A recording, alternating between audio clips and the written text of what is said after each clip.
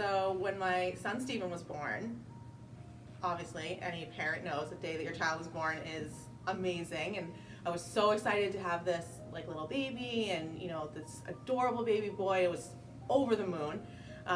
So it was absolutely a great day.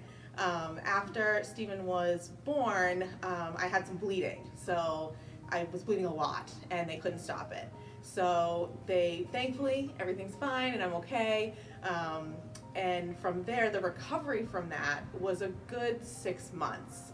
So I was essentially in bed for 6 months. And then once I was able to kind of physically recover from that, there was an emotional recovery that had to happen from there. And that took probably a good year. So when Stephen was 18 months old, I remember because we were doing his 18-month photos. We had this great photographer, we were doing family photos, and it was beautiful.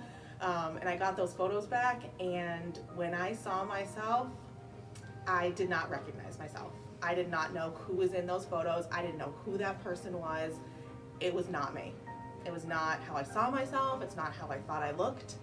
And I realized that something had to change. Actually, everything had to change.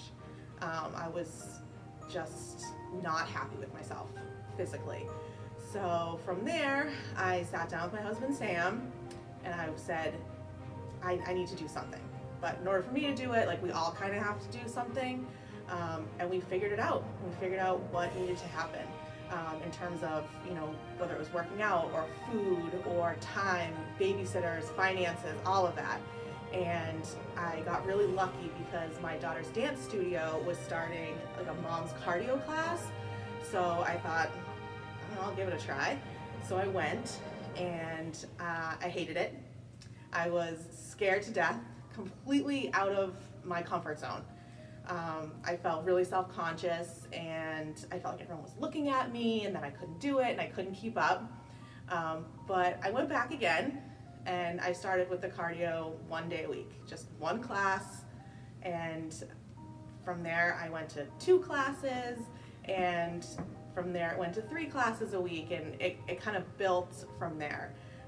And then once I started seeing results, I almost became like addicted to it, because the more results I saw, the more I wanted to do it. That partnered with changing my food and my eating habits started to work, and it was kind of like a snowball that was happening. So once I lost 50 pounds, that is when I found spin, and that became like my passion. I loved spin. It was just a great experience. I loved the dark room, I loved the loud music, and it was like dancing on a bike.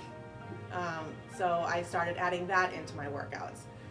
And then once I lost 100 pounds, which was a large achievement, I found weightlifting and strength training. Now keep in mind there was COVID through all of this. I mean, I was renting bikes to bring home to my house. I was doing everything I could to keep it going. And so then I found my personal trainer and started lifting. Again, completely outside of my comfort zone. Couldn't even tell you what a barbell was. Knew nothing.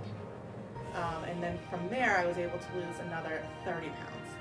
And the two together, the strength training and the cardio, worked amazingly for me.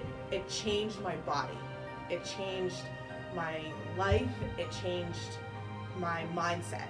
It gave me a sense of, what's the word I'm looking for?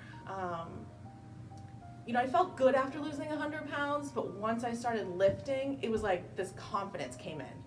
I started to feel stronger, and I started to really get toned, and that's when I really felt like me again.